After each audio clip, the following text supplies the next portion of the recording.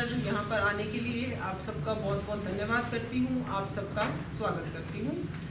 आज इस press conference करने के हमारे दो विषय हैं, एक है SYL और दूसरा है किसान जो हमारे 3 अध्यादेश आए हैं उनके ऊपर चर्चा करना। तो सबसे पहले मैं SYL के बारे में बात करना चाहूँगी और उसमें सबसे मेन बात मैं ये कहूँगी, साडा हक एथे रख, साडा हक एथे रख। आपने देखा होगा कि पिछले 38 सालों से ये जो मुद्दा है SYL का इतना ज़्यादा ज्वलंत मुद्दा ये आज हो चुका है। सुप्रीम कोर्ट तक ने हमारे हरियाणा वासियों के हक में एक फैसला दिया कि हमारे हिस्से का पानी हमें मिलना चाहिए।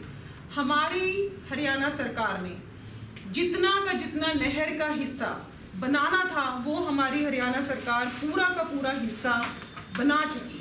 214 किलोमीटर जो है SYL लिंक में, जिसमें सतलुज को और ब्यास, जो सतलुज और यमुना का जो लिंक के तहत हमने जो नहर बनानी थी वो 214 किलोमीटर लंबी नहर थी और उस 214 किलोमीटर लंबी नहर में 122 किलोमीटर का हिस्सा पंजाब में था और बाकी 92 किलोमीटर का हिस्सा हरियाणा में था।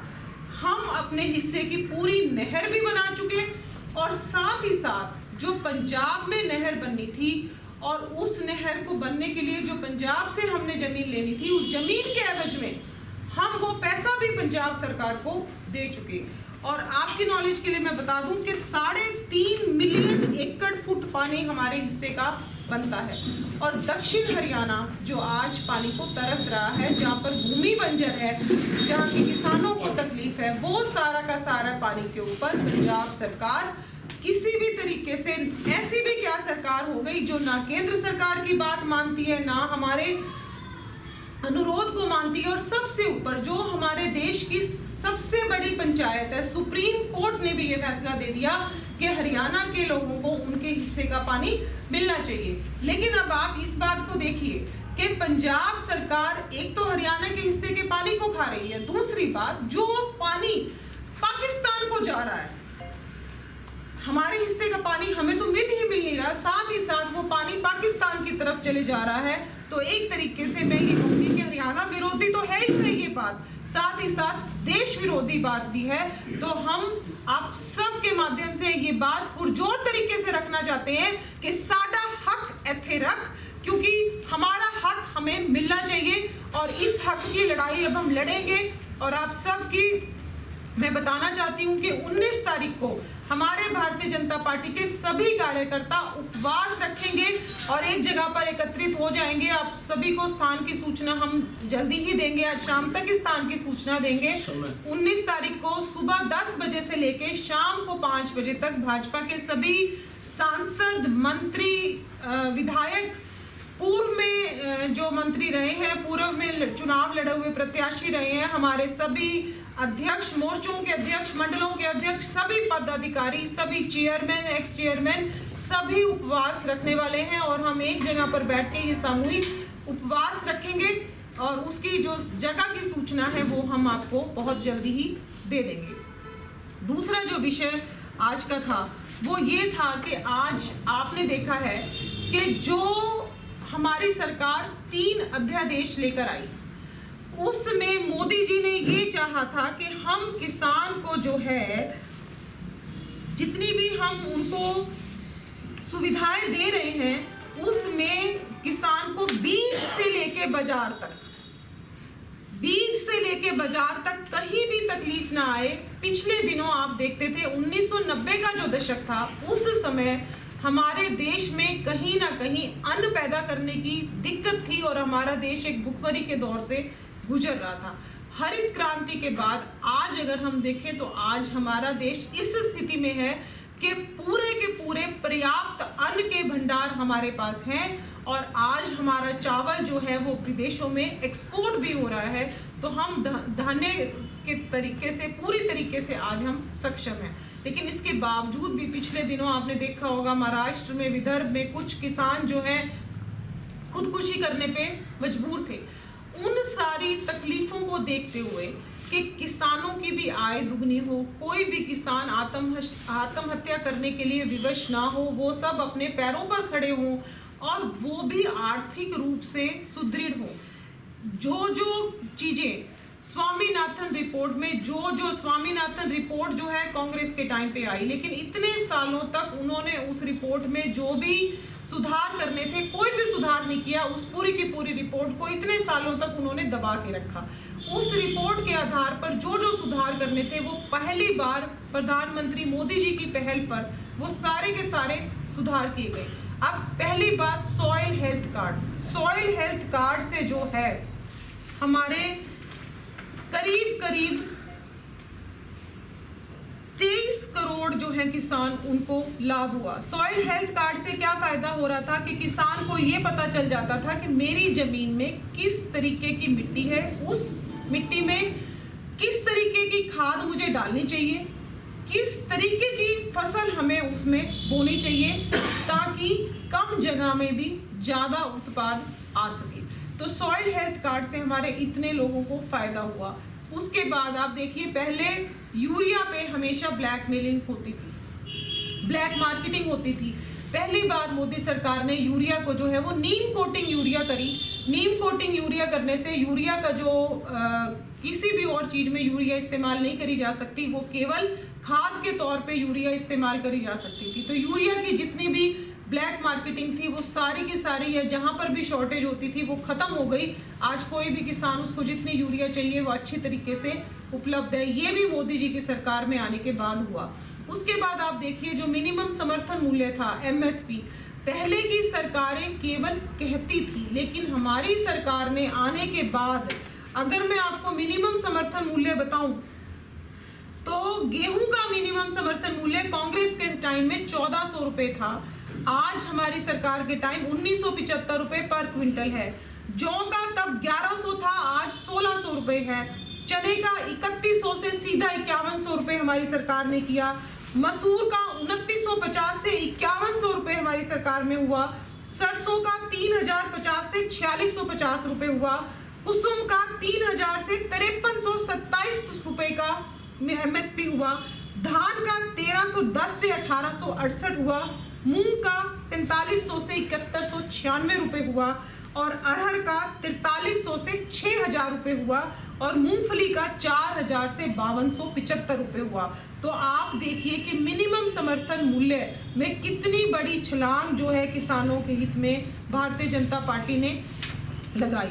उसी तरीके से अगर हम फसल बीमा की बात करें, पहले की सरकारों में आप देखते थे कि फसल बीमा होता था, लेकिन पहली बात तो जो बीमे की रकम, बीमे से जो मुआवजा मिलता था वो डायरेक्टली जो है किसान के पास नहीं जाता था। जितने भी बिचौलिए थे वो ही सारे के सारे उनकी रकम को हड़प जाते थे और वो दिलवाते भी उन्हीं लोगों के थे जिसकी मान लो सरपंच से जान पहचान है, जिसकी तहसीलदार से जान पहचान है, उन्हीं के पास वो बीमे का पैसा पहुंचता था। लेकिन अब पहली बार ऐसा हुआ है कि जो है 8 करोड़ के करीब किसानों को फसल बीमा योजना से फायदा मिला है और सीधा पैसा जो है वो उनके अकाउंट में ट्रांसफर होता है। ये पहली बार ऐसे हुआ है। तीसरी बात, किसान सम्मान निधि योजना। पहले जब किसान सम्मान निधि योजना की जब शुरुआत हुई तो विपक्ष कहता था ये सिर्फ बातें करते हैं, लेकिन आज आप सबको जानकर खुशी होगी कि 10 करोड़ किसानों को जो है किसान सम्मान निधि योजना के तहत 6000 रुपए उनके खाते में डायरेक्ट जमा होते हैं।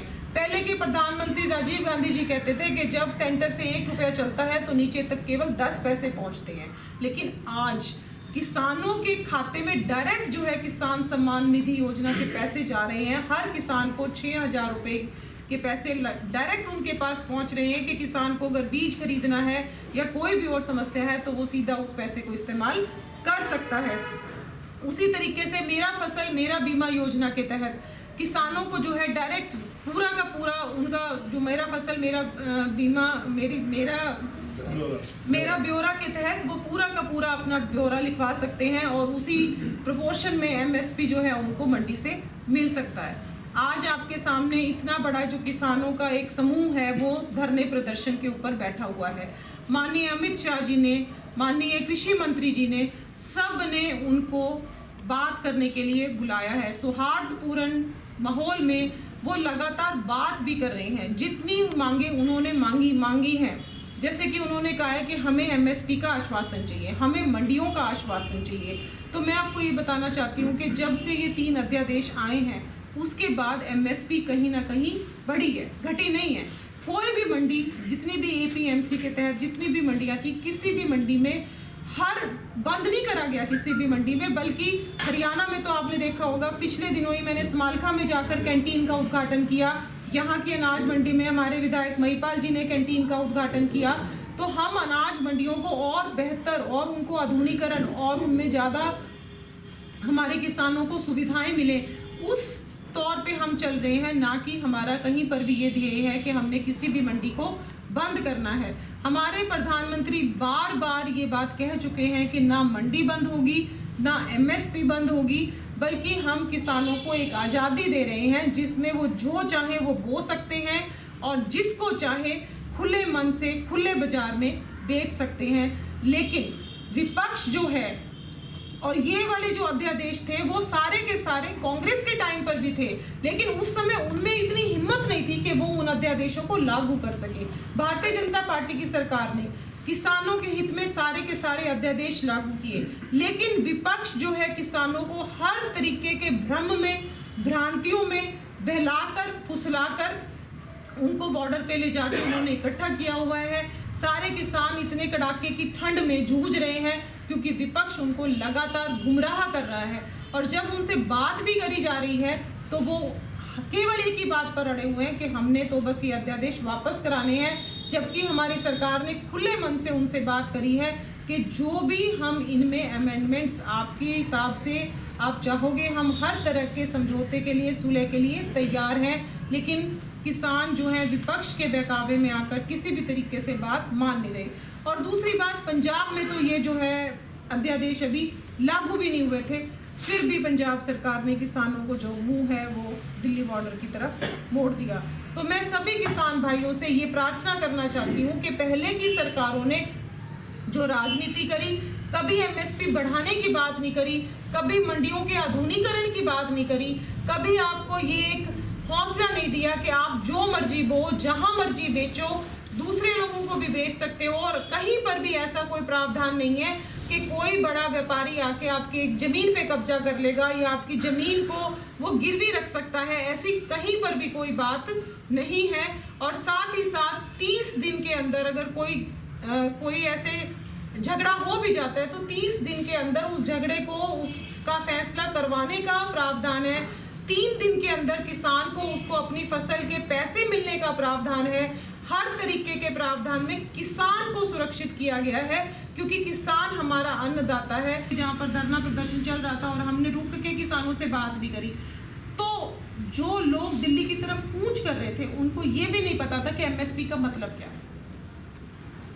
ये स्थिति है कि उनको ये भी नहीं पता एमएसपी का मतलब क्या है, लेकिन क्योंकि उन्होंने, उनके मुख्यमंत्री ने कह दिया या उनके विधायक ने कह दिया कि आप चलो बस दिल्ली जाना है, दिल्ली धरने पे बैठना है, तो ये हालत, असलियत आलम ये है कि उनको ये भी नहीं पता कि हम क्यों बैठ रहे हैं। मैडम, 2 चीजें हैं।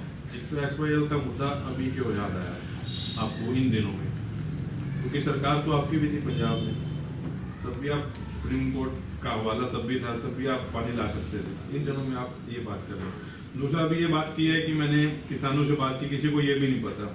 आपकी पार्टी में भी कई बार हम लोग खड़े होकर माइक लगाते थे, पूरा जनगण मन सुना, उनको जनगण मन ही नहीं आता।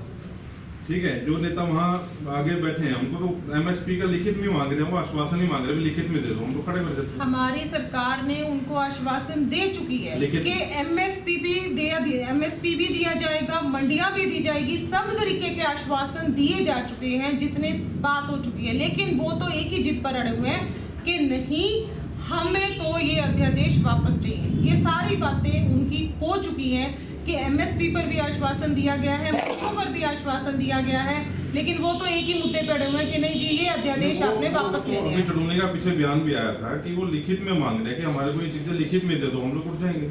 आप मेरे को एक बात बताओ कुलवंत जी, जब ये अध्यादेश आए उसके बाद एमएसपी पे क्या गेहूं नहीं खरीदी गई, क्या धान नहीं खरीदी गई? अगर इन अध्यादेश आने के बाद एमएसपी खत्म हो रही थी, आज तक क्या एमएसपी पे लिखित में दिया गया कुछ भी? किसानों को यही डर है ना, जैसे अभी अडानी ने जगह खरीद ली यहाँ पे 100 एकड़ की जगह जो बता रहे हैं, वो गोदाम बनाने की कोशिश की जा रही है, उनको तो इस चीज का डर है कि लिखित में मिल जाए तुम लोग। देखिए कोई भी व्यापारी कहीं पर भी जगह खरीद सकता है, इसका मतलब ये थोड़ा ना कि किसी व्यापारी ने कहीं पर, उसने तो 100 गज जब, मेरे को खैर इसकी जानकारी नहीं है कि उन्होंने वहां पर 100 एकड़ जमीन खरीदी है, पर मैं वैसे एक सिंपल सी बात है कि क्या व्यापारी कोई कहीं पर पैसे देके 100 एकड़ जगह नहीं खरीद सकता? क्या कोई जगह कब्जा नहीं करी गई कोई इलीगल तरीके से? जैसे आपने खुद ही कहा है कि 100 एकड़ जगह उन्होंने खरीद ली है, ये बात आपके शब्द है कि उन्होंने 100 एकड़ जगह खरीद ली है, तो क्या कोई व्यापारी कहीं पर भी 100 एकड़ जगह खरीद नहीं सकता? मैं आपकी बात करती हूँ क्योंकि मेरी जानकारी में नहीं है। आप बताओ पवार साहब, आपका मैडम पंजाब के मुख्यमंत्री ने कहा किसानों को कि आप दिल्ली की तरफ हो जाओ तो वो चले गए। आप जैसा कह रहे हैं कि मुख्यमंत्री ने कहा और किसान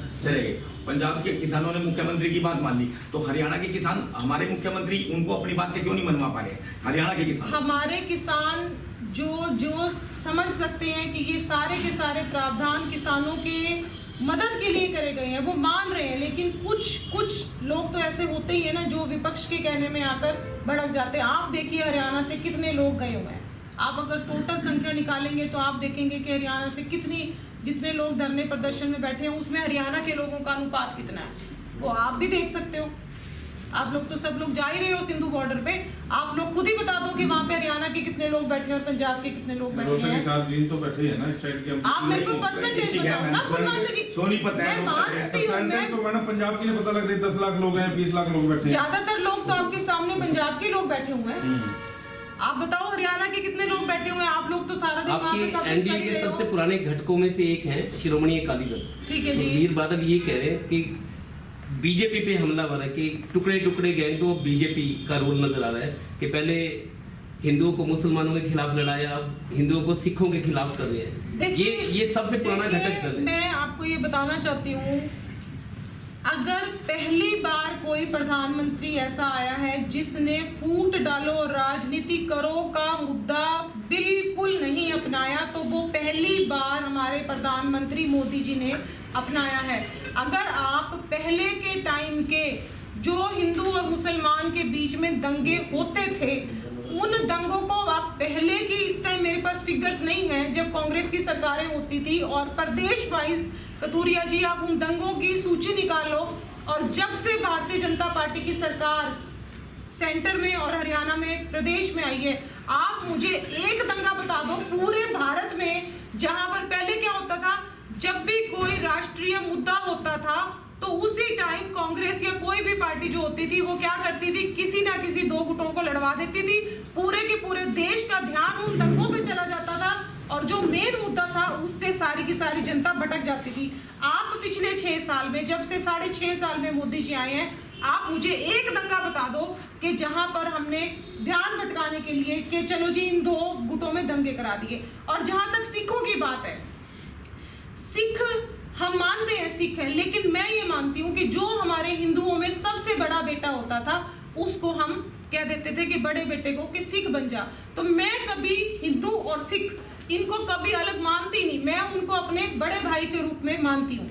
और जहां तक ये बात है कि आज हिंदुओं को और सिखों को लड़ा दिया, तो अगर आप इनको 2 जातियां या 2 धर्म मानो तो इनकी कोई लड़ाई की बात है। और ये भी लड़ाई कोई हिंदुओं की और सिखों की कोई लड़ाई नहीं है, ये बात ही गलत है। अगर हम इस बात को इस ओर ले जाएंगे तो हम पूरे के पूरे आंदोलन को एक गलत बात कहेंगे। पहली बात तो सिख हमारे बड़े भाई हैं, हमारी कोई अलग अलग जातियां नहीं है। कुछ हिंदू ही थे जो सिख, हर परिवार का एक बड़ा लड़का सिख बन जाता था। और दूसरी बात, में ऐसे ये परिवार है जिनका एक परिवार, हाँ, तो मैं तो क्या ही नहीं कि केश धारण कर लिया और वो मतलब ऐसा कुछ भी नहीं है। आज अगर हम सेना में देखें तो हमारे इतने सिख हैं, तो अगर आप आज इस चीज के ऊपर हमारा विभाजन करने की कोशिश करो कि हिंदू अलग है सिख अलग है, तो हम तो सब भाई भाई हैं। मोदी सरकार ने जितनी योजनाएं दी, चाहे उज्ज्वला योजना में गैस के सिलेंडर दिए, चाहे आवास योजना में किसी को घर दिया, चाहे मान लो पूरे देश में आज जिस तरीके से राशन बंट रहा है, किसी नेता ने इस वाइल पर SYL पे कब किया? Last time देखिए बता हाँ दीजिए। मैं बताती हूँ आपको। SYL का जो मुद्दा है, अभी तक हम कहीं ना कहीं सुप्रीम कोर्ट के फैसले का इंतजार कर रहे थे। सुप्रीम कोर्ट का फैसला अभी फरवरी में जब सुप्रीम कोर्ट का फैसला आया, उसके बाद से लगातार अभी थोड़े से दिन पहले ही मुख्यमंत्री जी हमारे आदरणीय खट्टर जी और वो जल शक्ति मंत्रालय के साथ उन्होंने बैठक करी, और साथ ही Amarinder Singh ji online via video conferencing जुड़े। और अभी ये हुआ है मेरे ख्याल से 15-20 दिन पहले की बात है। गजेंद्र सिंह शेखावत। गजेंद्र सिंह जी शेखावत और मुख्यमंत्री जी दिल्ली में थे और अमरिंदर सिंह जी ऑनलाइन जुड़े थे, तीनों लोग। और उन्होंने अब यही बोला कि अब ये बताइए आप कि पंजाब के मुख्यमंत्री जी का बयान ये था कि अगर हम हरियाणा को पानी देंगे तो पंजाब में आग लग जाएगी। अब आप ये बताइए कि क्या ऐसा कोई बयान मुख्यमंत्री के लेवल पर कि अगर हम हरियाणा को हरियाणा का हक देंगे तो पंजाब में आग लग जाएगी? अब आप इसकी जस्टिफिकेशन दीजिए, एक मिनट के लिए, बताइए। ये तो पुराने जी, हाँ। विधानसभा में बड़े इन्होंने देखे हैं, SYL इनेलो वाले कह रहे हैं कुछ सिर्फ वोटों की राजनीति हुई है SYL के नाम पे। 91 से अप टू डेट तक विधानसभा में 5-6 सरकारें में देखी है विधानसभा में, तो हर सरकार के अंदर SYL के ऊपर चर्चा होती रही है, लेकिन मामला सब जुडूस चलता रहा। सरकारें अपनी अपनी बात कहती रही, लेकिन अतीत की जो सरकारें हैं अपना कार्यकाल बड़े अजीब से ढंग से SYL के मामले पर बस्तिरें निकालते रहे। लेकिन देश के प्रधानमंत्री नरेंद्र मोदी जी को मैं इस बात का श्रेय देता हूँ, जिन्होंने अच्छे वकील खड़े करके सुप्रीम कोर्ट से हरियाणा प्रदेश के हक में जो हमारा हक था, जो पानी 03.5 का, वो दिलवाने का फैसला कराया। और उसके लिए जैसे बहन ने बताया कि 214 किलोमीटर करीब SYL कंप्लीट हो चुकी थी, और पंजाब का जो पोर्शन था जहाँ से पंचर होना था, उस एरिया का भी किसानों को मुआवजा दे दिया था और उसकी कंस्ट्रक्शन भी की गई थी। लेकिन आज के मौजूदा मुख्यमंत्री ने फ्लोर ऑफ द हाउस जो SYL के जो मुद्दे थे विधानसभा में सारे निरस्त किए, और किसानों को कहा कि जो पंजाब का जो एरिया है उसको प्लेन कर दें, हम हरियाणा को एक बूंद पानी भी नहीं देंगे। लेकिन ये केंद्र के हाथ में, तो केंद्र कोई भी सरकार थे हिंदुस्तान की अपनी मनमर्जी नहीं चला सकती। इसके ऊपर सुप्रीम कोर्ट का जब डिसीजन आ चुका है, केंद्र सरकार कोई फैसला लेकर के पंजाब से हरियाणा को पानी निश्चित तौर पर आएगा। तो इसलिए SYL का जो मामला है, माननीय मुख्यमंत्री मनोहर लाल ने जब अतीत में मैं भी बतौर कैबिनेट मिनिस्टर विधानसभा में था, फ्लोर ऑफ द हाउस 2 बार सर्व समिति से रेजोल्यूशन करके केंद्र सरकार को भेजा कि हमारा जो सभी पार्टी हम सब सहमत है SYL में पानी आना चाहिए। हम SYL के मुद्दे पर हम राजनीति नहीं करते, इसमें पूरा प्रदेश और सभी पार्टियां, हमने सर्व समिति से 2 बार रेजोल्यूशन भी हमने केंद्र सरकार को विधानसभा से भेजे थे।